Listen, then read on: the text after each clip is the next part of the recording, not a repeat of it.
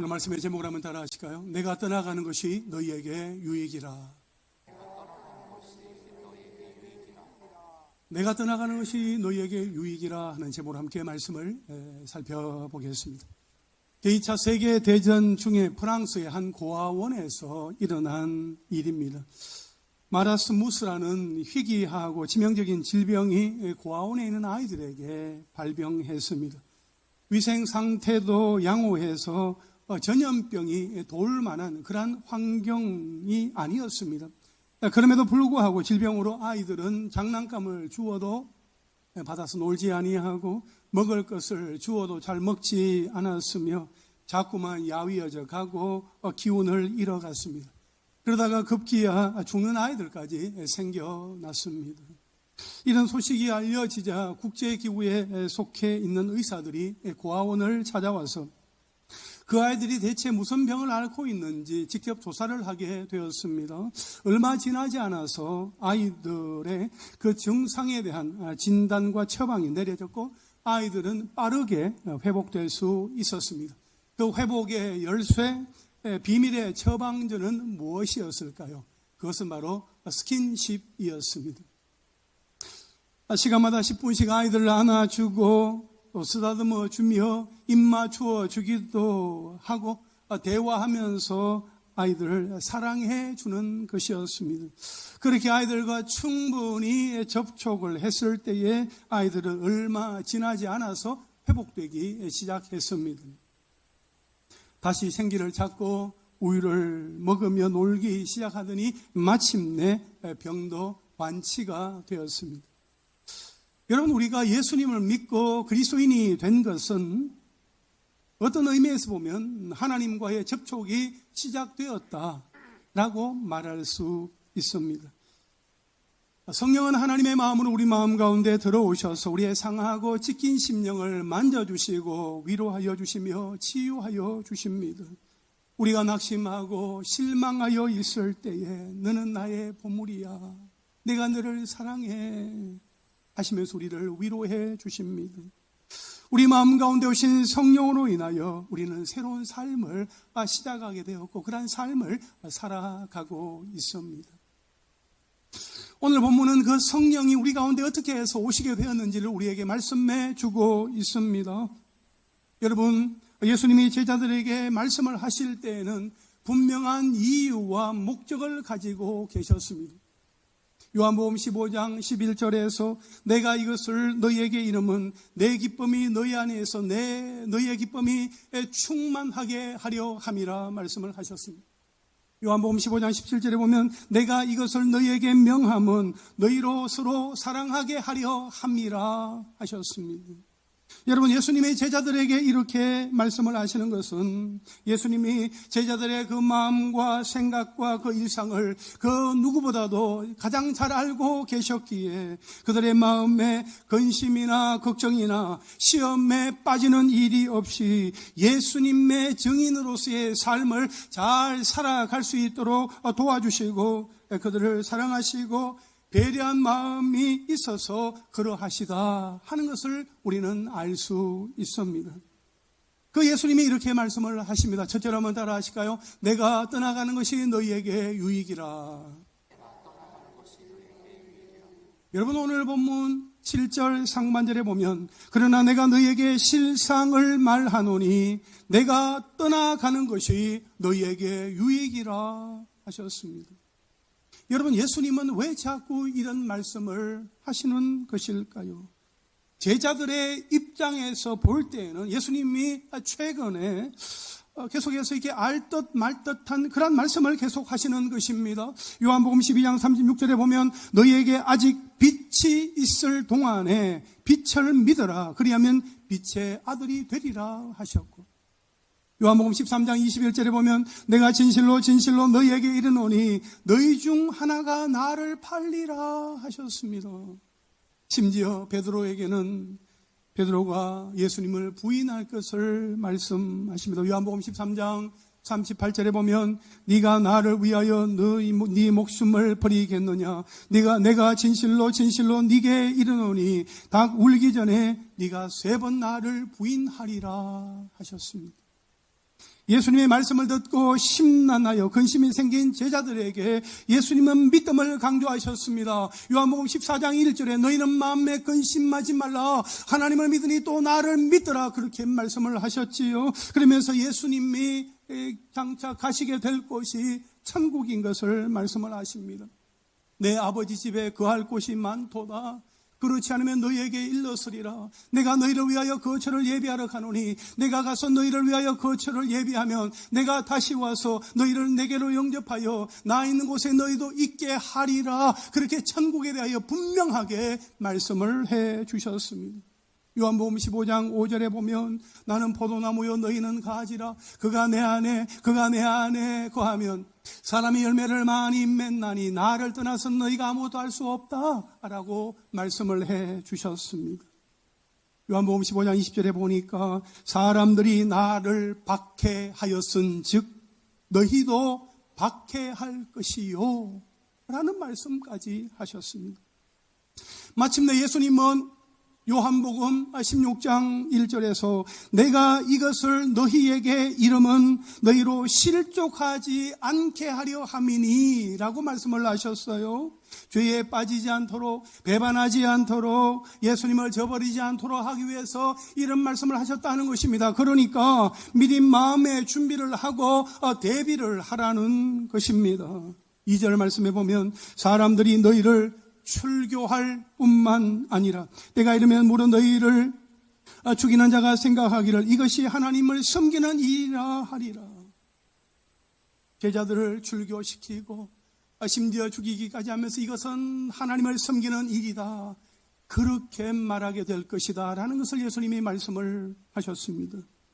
여기에서 사람들이 너희를 출교한다라는 이 말은 사람들이 너희를 회당에서 쫓겨나게 만들어 버릴 것이다 라는 말입니다. 여러분, 출교라는 이 말은 회중에서 추방된, 회당에서 쫓겨난 저주 아래 노인 등의 뜻이 있습니다. 여러분, 유일신 여호와를 섬기며 민족의식이 유달리 강했던 유대인들에게 있어서 종교 공동체로서 동족과 함께 교류를 나누던 장소였던 회당에서 쫓겨난다는 것은 실로 견디기 어려운 고통스러운 형벌이었습니다. 하나님의 집으로 여겨졌던 회당은 유대인들의 생활에서 특별한 의미를 갖고 있었습니다. 회당에서 드리지 않는 기도는 효과가 없다라고 말한 일부 랍비들의 관념을 통해서도 회당에서 그들이 모여서 하는 일들에 대하여서, 또 특별히 회당에 대해서 그들이 가지고 있었던 특별한 의식을 우리는 엿볼 수 있습니다. 따라서 출교란 유대인들에게 있어서 종교적인 사형 혹은 사회적인 사형이라는 의미까지 지닐 정도로 가혹한 형벌이었습니다. 따라서 예수의 증인으로서의 역할을 감당하며 살아야 할 제자들은 예수를 미워하는 이스라엘 공동체로부터 소외되는 분리의 아픔을 감수해야 했습니다. 여러분, 이처럼 기존 공동체로부터의 분리는 예나 지금이나 그리고 이후로도 성도인 우리 모두에게 요구되어지는 불가피한 선택입니다. 우리가 세상에 속하지 아니하고 예수님께 속하였기에 세상에 속한 자들과의 거룩한 분리는 불가피하다 하는 것입니다. 평소에 잘 지내다가도 신앙 때문에 혈연 관계에 있는 가족들로부터 소외될 수도 있으며 사랑하는 사람들과 원수가 되기도 할 것입니다. 여러분, 사람은 누구나 함께 어울려 살아야 하지만 때로는 성도가 이것까지도 포기해야 할지도 모릅니다. 한 사람이 두 주인을 섬기지 못하듯이 때로는 우리가 어느 하나만 선택을 해야 할 때가 있습니다. 따라서 신앙생활에는 언제나 양자택일이 요구되어진다 하는 점을 유념하시기를 바랍니다. 이처럼 일상에서 양자택일의 요구에 부딪힐 때에 우리에게는 이것도 좋고 저것도 좋고의 타협이 아니라 오직 이것이냐 아니면 저것이냐라는 결단만 있을 뿐이다 하는 것입니다. 중간지대는 없습니다. 회색지대는 없습니다. 희냐 금이냐. 분명하게 우리가 신앙의 노선을 우리가 생각할 때에 분명하게 하나님 편을 택하고 하나님 편에 설 수 있는 은혜가 있게 되기를 간절히 소망합니다.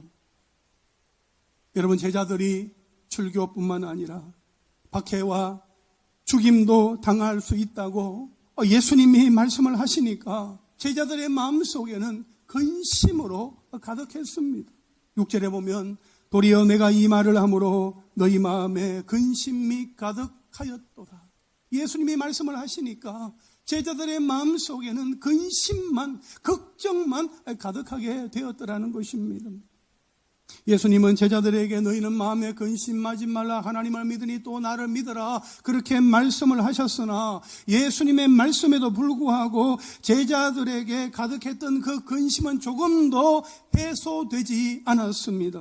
왜냐하면 3년 동안 그 이상 동고동락하며 비탄에 빠진 자기 민족을 구해 주실 줄로 믿었던 스승이 그들의 곁을 떠나게 됨으로 말미암아 민족 해방에 대한 소망이 다 사라져 버렸기 때문이었습니다. 제자들의 마음에 근심이 가득한 상태를 아셨던 예수님은 그들에게 실상을 말씀을 하셨는데 내가 떠나가는 것이 너희에게 유익이다라는 겁니다. 내가 떠나가는 것이 너희에게 유익하다라고 말씀을 하십니다. 이것은 제자들의 근심을 잠시라도 덜어주고자 하신 그 방편으로 하신 말씀이 아니었습니다. 예수님은 그들에게 일시적인 위로가 아니라 머지않아 그들에게 일어날 사실, 그런 이 닥칠 사건에 대해서 그들에게 말씀하여 주셨던 것입니다. 여러분, 유익이라는 이 말은 다른 이들과 함께 나르다 하는 뜻으로 편리하고 도움이 되는 것을 가리킵니다. 그렇다면 예수님이 제자들을 떠나서 하나님께로 가시는 것이 어찌하여 제자들에게 도움이 되고 유익이 되는 것입니까? 그것은 바로 육신으로 오신 예수님이 떠나가셔야만 예수님의 영이신 보혜사 성령께서 오시기 때문입니다. 할렐루야. 육신으로 오신 예수님, 그 예수님이 하나님의 뜻을 따라 십자가를 지고 죽으신 이후에 부활하사 다시 하늘로 올라가시고 하나님과 예수님에 의해서 보내지는 보혜사 성령이 오시는 그 모든 일련의 그 사건들은 예수님이 떠나가시는 그 사건으로부터 시작이 되었던 것이었습니다. 둘째로 한번 따라 하실까요? 보혜사 성령이 오시리라. 오늘 본문 7절 하반절에 보면 내가 떠나가지 아니하면 보혜사가 너희에게로 오시지 아니할 것이요 가면 내가 그를 너희에게로 보내리니 라고 말씀을 하고 있습니다. 예수님이 말씀하시기를 내가 떠나가는 것이 너희에게 유익이야. 내가 떠나가지 아니하면 보혜사 성령이 오실 수가 없어. 내가 가면 보혜사 성령을 너희에게 보내드릴 거야. 예수님께서 그렇게 말씀을 하시는 것입니다. 여기에서 보혜사는 헬라어로 파라클레토스, 곁에서 돕는 자, 변호자, 좋은 자라는 뜻입니다. 즉 예수님이 보내실 보혜사 성령은 우리 곁에서 항상 도우시고 변호하시며 조언하신다는 것입니다. 여러분, 예수님이 성령을 보내신다는 약속은 그대로 성취가 되었습니다. 예수님이 감람산에서 오직 성령이 너희에게 임하시면 너희가 권능을 받고 예루살렘과 온 유대와 사마리아와 땅 끝까지로 내 증인이 되리라, 그렇게 말씀을 하시고 하늘로 올리우신 그 이후에 마가의 다락방에 모인 예수님의 제자들과 예수님의 어머니 마리아를 비롯한 여인들 포함하여 120명이 더불어 마음을 같이하여 기도에 힘썼을 때에 오순절 날이 임하여 마가의 다락방이 성령이 약속대로 임하였던 것입니다. 그 놀라운 사건의 중심에 계셨던 보혜사, 그 성령님은 예수님이 말씀하신 대로 일하십니다. 그렇다면 보혜사 성령이 하시는 사역이 무엇입니까? 작은 첫째로 죄를 깨닫게 하시고 회개하도록 도와주신다 하는 것입니다. 8절 말씀, 그가 와서 죄에 대하여 의에 대하여 심판에 대하여 세상을 책망하시리라 했습니다. 책망한다는 이 말은 재판정에서 자기의 죄를 부인하는 피의자를 변론으로 설득시킴으로써 자기의 죄를 깨닫게 할 뿐만 아니라 그 죄를 자백하도록 하는 것을 가리킵니다. 즉 성령은 우리 인간이 하나님 앞에서 죄인임을 깨닫게 하여 주십니다. 여기에서 죄를 깨닫게 한다는 것은 단지 도덕적으로 무슨 죄를 지었는지 일일이 기억나게 하시는 것 정도를 가리키는 말이 아닙니다. 근본적으로 인간은 아담의 원죄를 물려받은 죄인으로서 하나님이 요구하시는 의를 절대적으로 행할 수 없다 하는 전적 무능력을 깨닫게 하시는 것입니다. 또한 거룩하신 하나님 앞에 서기에는 전적으로 타락한 존재이다 하는 것을 깨닫게 하시는 것입니다. 그리고 그것을 입술로 고백하게 하시는 것입니다. 오늘 내가 범하는 작은 실수나 죄도 결국 전적 부패의 결과임을 알게 하시는 것입니다. 그것을 깨닫고 고백하게 하시는 것이요. 이처럼 죄를 깨닫고 고백하게 하시는 성령의 사역은 불신자가 자신의 죄를 회개하고 회심하여 예수를 처음 믿게 되었을 때에 가장 강력하게 나타나게 되어집니다. 그가 예수님을 알지 못하고 예수 없이 살아가는 그 인생의 길에서 180도 전환하여서 하나님께로 나아가야 하니까 하나님의 성령께서 그 순간만큼은 가장 놀랍고도 강력하게 역사하시는 것이지요. 그리고 이미 예수를 믿은 성도들에게도 죄가 생각날 때에 죄를 깨닫게 하시고 하나님 앞에 회개하도록 도와주신다 하는 것입니다. 여러분, 우리가 예수님을 믿음과 동시에 두 번 다시 죄를 짓지 않고도 살아갈 수 있다면 얼마나 좋겠습니까? 하지만 우리가 이 땅에서 살아가는 동안에는 여전히 죄와 부패의 영향력 아래에 놓여 있습니다. 그래서 성령 하나님은 우리가 천국에 이를 때까지 죄와 부패의 영향력에서 벗어날 수 있도록 우리의 죄를 깨닫게 하시고 고백하게 하시며 범죄하지 않도록 우리를 도와주십니다. 여러분, 우리가 그 은혜 속에서 살아가고 있고 이후에도 그런 은혜 속에서 살아갈 수 있게 되기를 원합니다. 우리에게 죄성이 있어서 우리가 하나님의 말씀대로 살아가고자 그렇게 결단하고 다짐도 해보지만 연약한 육신으로 인하여서 또 범죄하게 되고 하나님 앞에 실수하게 되고 온전히 믿음으로 살아가지 못하게 되는 그러한 순간들이 있습니다. 그럴지라도 낙심하거나 절망하지 아니하고 좌절하거나 낙심하지 아니하고 포기하지 아니하고 주저하지 아니하고 하나님을 기억하고 하나님 앞에 나아갈 수 있게 되기를 간절히 원합니다. 아하, 내가 하나님 앞에 죄를 범하였구나. 내가 또 오늘 이렇게 하나님 앞에 죄를 지었구나. 하나님, 나를 불쌍히 여겨주세요. 하나님, 나는 죄인입니다. 내 힘으로는 안 됩니다.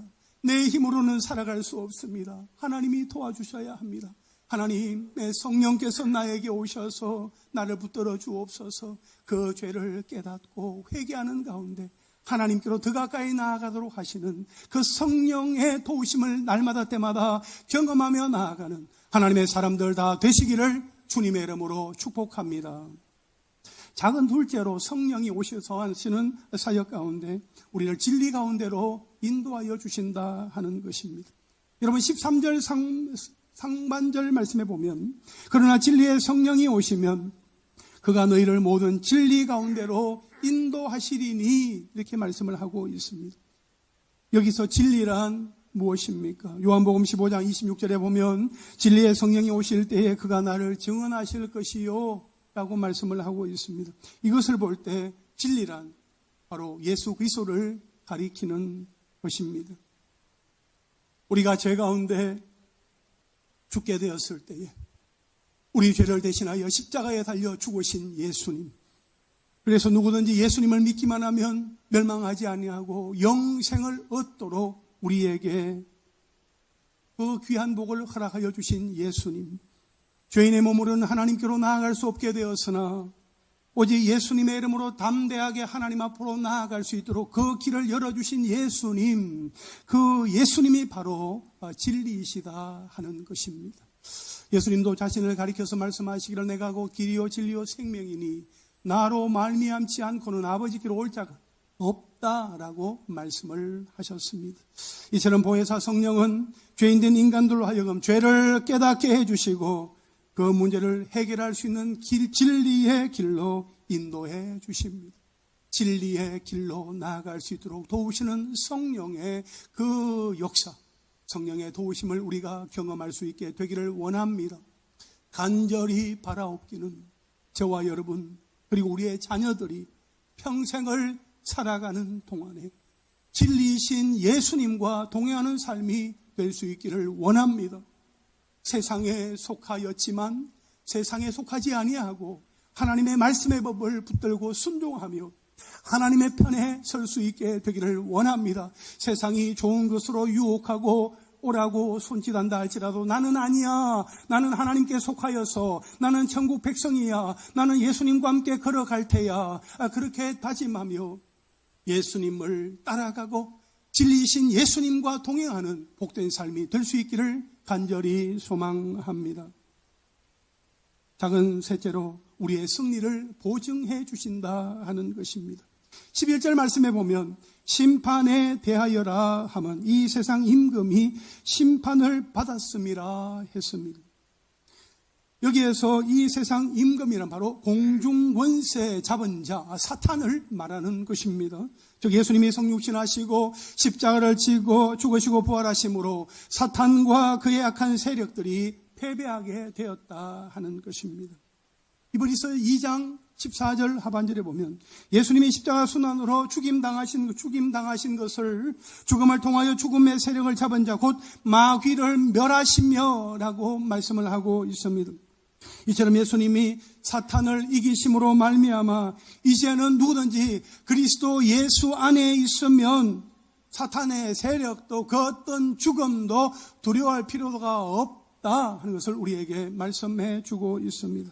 또한 사탄이 이처럼 그리스도에 의해서 패배하였고 장차 영원히 꺼지지 않는 유황불에 던져지고 무저갱에 갇히게 될 것이기 때문에 이제 예수의 복음을 들고 세계 곳곳에서 전하는 사람들은 그 누구라 할지라도 더 이상 사탄의 세력을 두려워할 필요가 없게 되었다 하는 것입니다.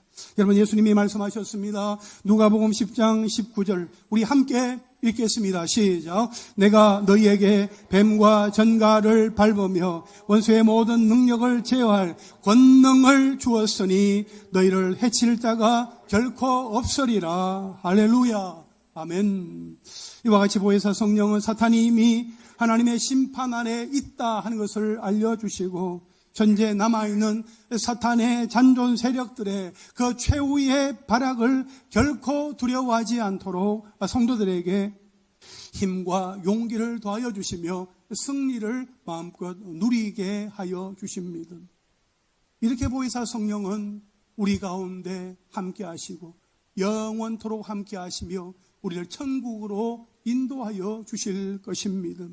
우리로 하여금 죄를 깨닫게 하시고 회개하게 하시며 우리를 진리 가운데로 인도하여 주시며 우리의 승리를 보증해 주십니다. 그 놀라운 은혜와 평강, 그 귀한 축복을 받아 누리며 날마다 승리하며 살아가는 하나님의 사람들 다 되시기를 주님의 이름으로 축원합니다. 마지막 셋째로 내 안에 계신 성령입니다. 요한복음 16장 1절에 보면 내가 이것을 너희에게 이르면 너희로 실족하지 않게 하려 함이니 그렇게 말씀을 하시고 마지막 33절에 보면 이것을 너희에게 이르는 것은 너희로 내 안에서 평안을 누리게 하려 함이라. 세상에서는 너희가 환난을 당하나 담대하라. 내가 세상을 이기어노라. 이렇게 말씀을 하셨습니다. 여러분 이 두 구절에는 예수님이 이 예언의 말씀을 하시는 그 이유와 목적을 분명하게 말씀해 주고 있습니다.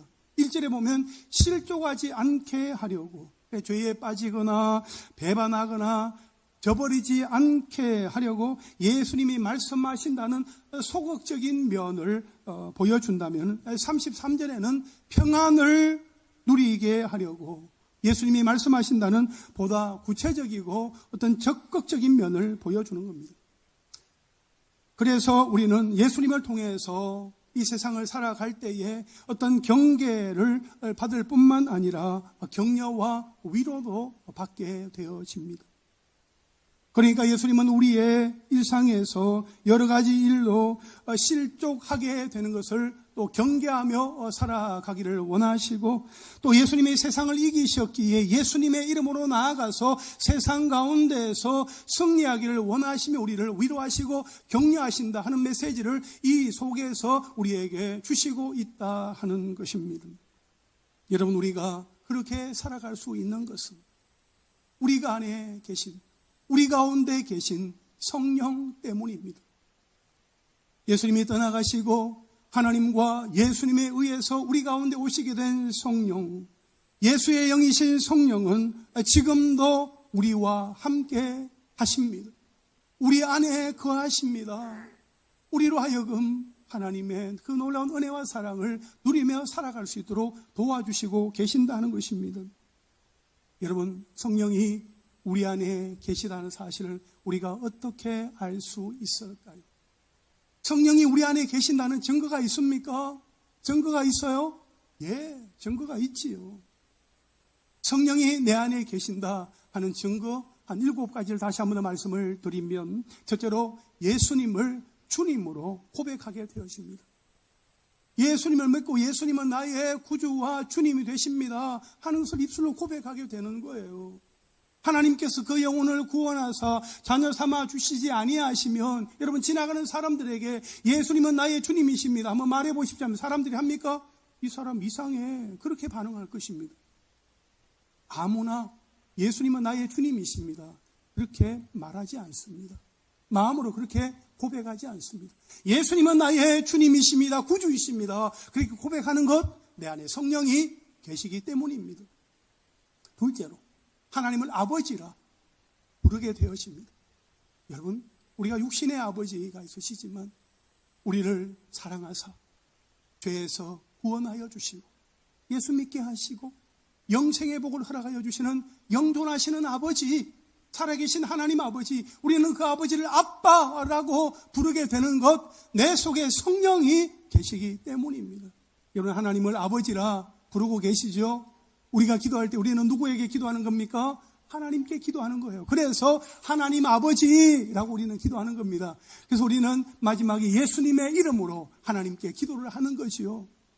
하나님이 나의 아버지니까 내가 입을 열어서 하나님 아버지를 부르게 되는 그 놀라운 은혜는 성령이 내 안에 계시기 때문입니다. 그리고 셋째로 하나님이 주시는 은혜를 깨닫게 되어집니다. 은혜는 하나님이 주시는 거예요. 사람이 주는 것 아니에요. 예배하는 자리에서 목사가 주는 것 아닙니다. 그 누군가가 주는 것 아닙니다. 은혜는 하나님께서 주시는 거예요. 하나님의 말씀이 선포되어질 때에 그 말씀 앞에 아멘 할 때에 하나님께서 그 사람에게 은혜를 더하여 주시는 거예요. 아, 하나님께서 나에게 은혜를 더하여 주시는구나, 하나님 감사합니다, 그렇게 고백하게 되어질 때 성령이 내 안에 계신다 하는 증거가 되는 것입니다. 넷째로 용서와 사랑의 마음이 생깁니다. 형제와 자매들과 함께 지내는 가운데 형제의 모습을 바라봅니다. 자매의 모습을 바라다 봅니다. 아무리 내가 잘했다 할지라도 형제 자매의 연약한 부분을 바라볼 때에 용서를 하게 되고 긍휼과 자비를 베풀게 되어지고 사랑하게 되는 그런 마음을 갖게 되는 것, 성령이 내 안에 계시기 때문입니다. 우리가 잘하면 얼마나 잘하겠습니까? 제가 잘하면 얼마나 잘하겠습니까? 우리가 만나는 사람들과의 관계 속에서 내가 낫지, 내가 그래도 좀 낫지, 내가 그래도 신앙 짬밥이 있는데 내가 좀 더 낫지. 여러분, 도토리 기적입니다. 거기서 거기입니다.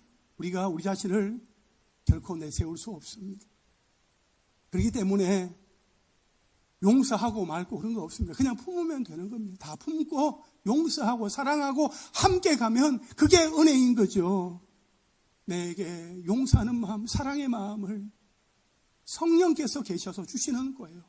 여러분, 하루하루 살아가면서 만나는 사람들 더 많이 손잡아 주시고 안아주시고 더 많이 사랑해 주시는 우리 모두가 될 수 있기를 간절히 바랍니다. 또 다섯째, 성령의 근심을 깨닫게 됩니다. 성령의 근심하시는 것. 우리가 하나님의 말씀대로 순종하며 살아야 되는데 말씀대로 살지 못할 때, 범죄할 때 하나님의 성령께서 근심하시는 거죠. 걱정하시는 거죠. 그것을 우리가 깨닫게 되는 거예요. 아, 내가 말씀대로 살아야 되는데, 내가 이 물질을 사용할 때 내가 하나님 앞에 먼저 드리고 사용해야 되는데 그냥 내 임의대로 내 마음대로 써버렸네. 아, 어떡하나 하나님 죄송해요. 성령의 근심하심을 깨닫게 되는 것, 내 속에 성령이 계시기 때문입니다. 여섯째로, 하나님의 소원을 품게 되어집니다. 세상 모든 민족이 구원을 얻기까지 쉬지 않고 일하시는 하나님의 열심, 하나님 아버지의 그 마음을 깨닫게 되는 거예요. 아, 그렇구나. 하나님께서 그렇게 일하시는데 하나님은 나를 도구 삼아, 나를 하나님께서 그렇게 축복의 통로로, 구원의 통로로 나를 사용하기를 원하시는구나. 내 삶을 하나님 앞에 드려야지 하는 그런 마음, 그런 마음을 갖게 되는 것은 성령이 내 안에 계시기 때문입니다. 마지막 일곱째로, 전도할 마음이 생기게 되어집니다. 내가 믿는 예수님 좋아요. 여러분 어때요? 좋습니까? 예수님이 좋습니까? 아니 뭐 당연한데 그렇게 물으십니까? 하는 그런 표정이신 것 같아요. 맞아요. 우리가 예수님 믿는 것 너무 좋잖아요. 예수님 너무 좋잖아요. 모든 것이 은혜예요. 은혜 아닌 것이 없어요. 예수님 때문에 살게 되었잖아요. 우리가 그것을 생각하니까 감사하게 되는 것이요.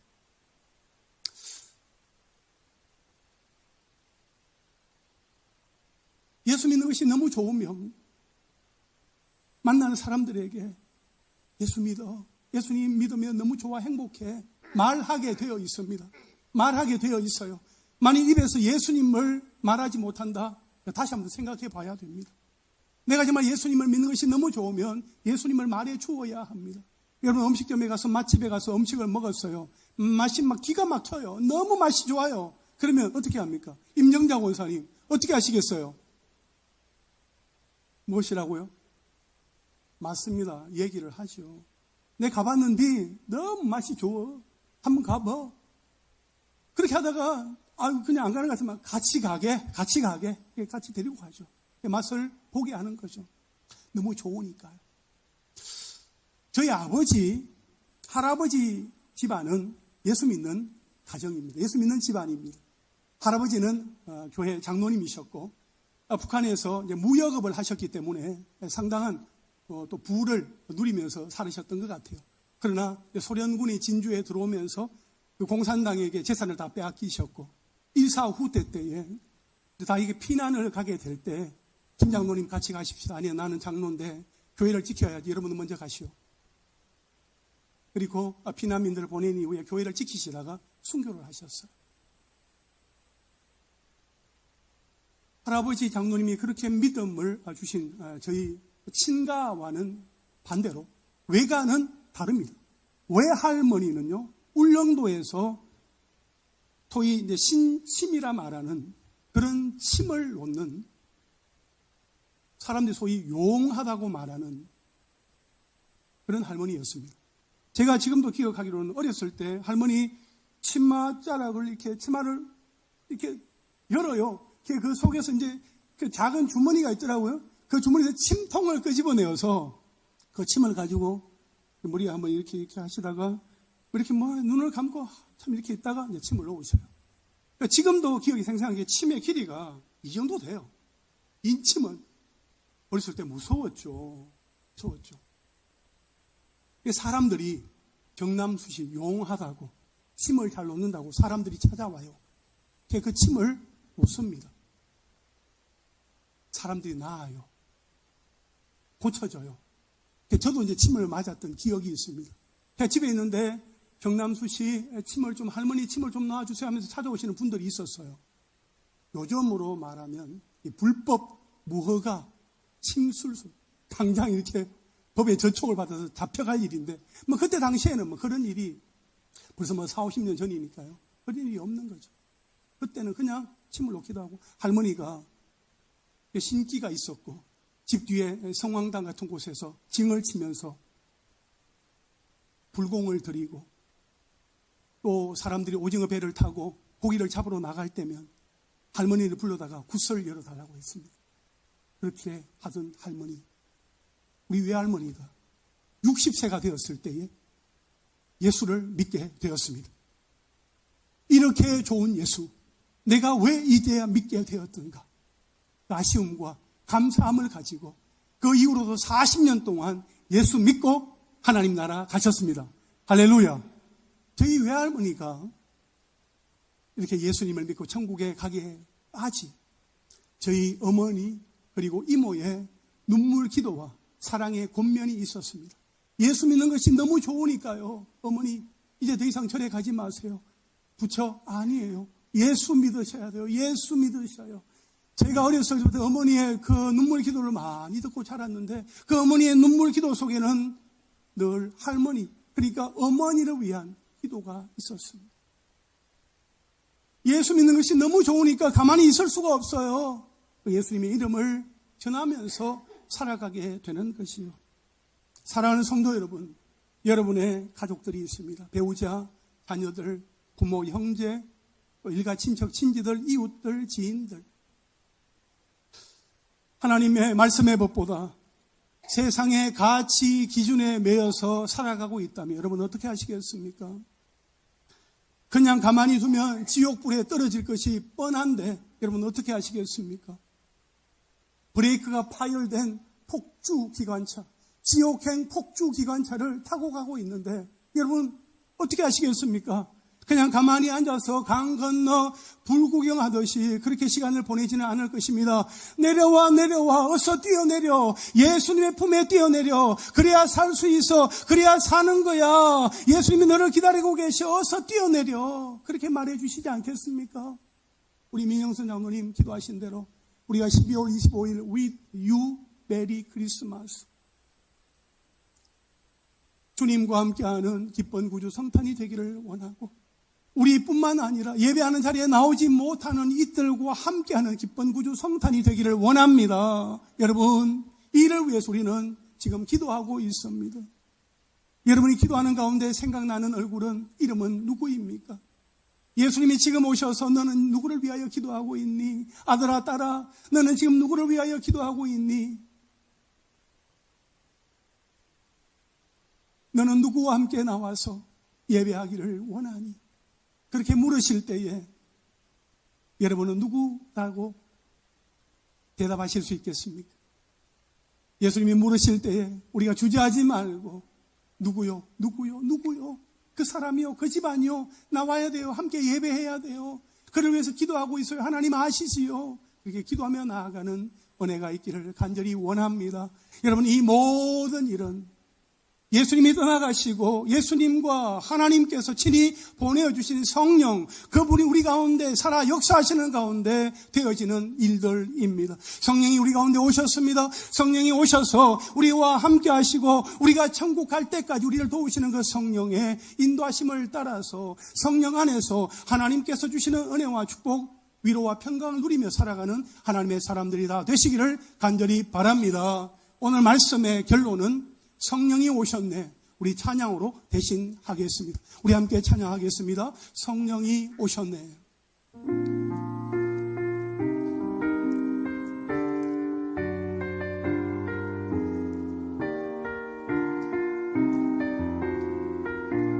허무한 시절 지날 때, 허무한 시절 지날 때, 깊은 한숨 내쉴 때, 그런 분을 모시며 탄식하는 분이네. 고와 같이 너희를 버려두지 않으리. 내가 너희와 영원히 함께하리라.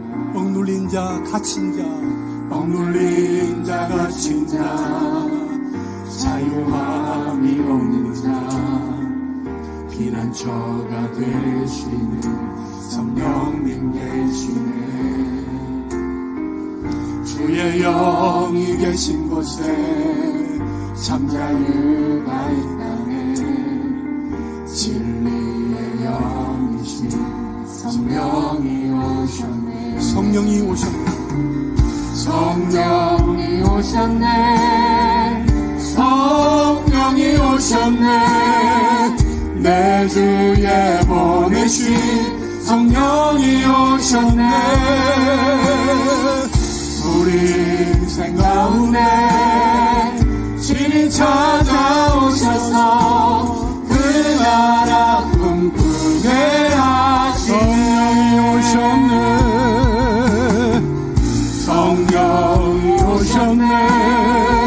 성령이 오셨네. 내 주에 보내신 성령이 오셨네. 우리 인생 가운데 친히 찾아오셔서 그 나라 꿈꾸게 하시네. 성령이 오셨네. 성령이 오셨네. 내 주에 보내신 성령이 오셨네. 우리 인생 가운데 친히 찾아오셔서 그 나라 꿈꾸게 하시네. 마지막으로 성령이 오셨네. 성령이 오셨네. 성령이 오셨네. 내 주에 보내신 성령이 오셨네. 우리 인생 가운데 친히 찾아오셔서 그 나라 꿈꾸게 하시네. 할렐루야. 저의 육신의 부모님은 세상을 떠나셨습니다. 하나님 나라 가셨습니다. 세상에 계시는 동안에는 아버지가 어머니가 저를 지켜주시고 보호해 주시고 가장 안전한 울타리라고 생각이 되어졌습니다. 그러나 인생의 연수가 다였을 때에 하나님은 불러가셨고 저는 남겨지게 되었습니다. 물론 형제들도 있지만 제가 홀로 남겨졌기 때문에 저는 고아와 같은 그런 존재가 된 거죠. 그러나 하나님은 저를 그냥 두지 않으셨습니다. 저뿐만 아니라 우리들에게 동일한 은혜와 복을 더하여 주십니다. 우리를 결코 고아처럼 내버려 두지 아니하십니다. 내가 떠나가는 것이 너희에게 유익이라 말씀을 하셨습니다. 예수님이 떠나가신 이후에 하나님과 예수님의 그 이름으로 우리에게 예수의 영이신 성령을 보내어 주셨고 성령은 지금도 우리와 함께하여 주시고 우리가 천국 가는 그날까지 우리와 함께하여 주실 것입니다. 우리가 성령을 날마다 의지하고 우리에게 죄가 있을 때 죄를 깨닫고 회개할 수 있도록 도우시는 성령님, 진리 가운데로 인도하시는 성령님, 세상 속에서 날마다 승리하게 하시는 또 승리를 보증하여 주시는 그 성령님의 인도하심을 따라 우리가 예수의 복음을 담대하게 전하며 나아가는 하나님의 사람들 되기를 원합니다. With you, Merry Christmas. 크리스마스 with you에 하나님 아버지 함께할 그 영혼, 내가 기도할 때에 나를 통하여 하나님 그 한 사람 한 사람이 주님께 돌아오게 하여 주시옵소서. 나를 사용하여 주시옵소서. 다 함께 주님 부르며 기도합니다.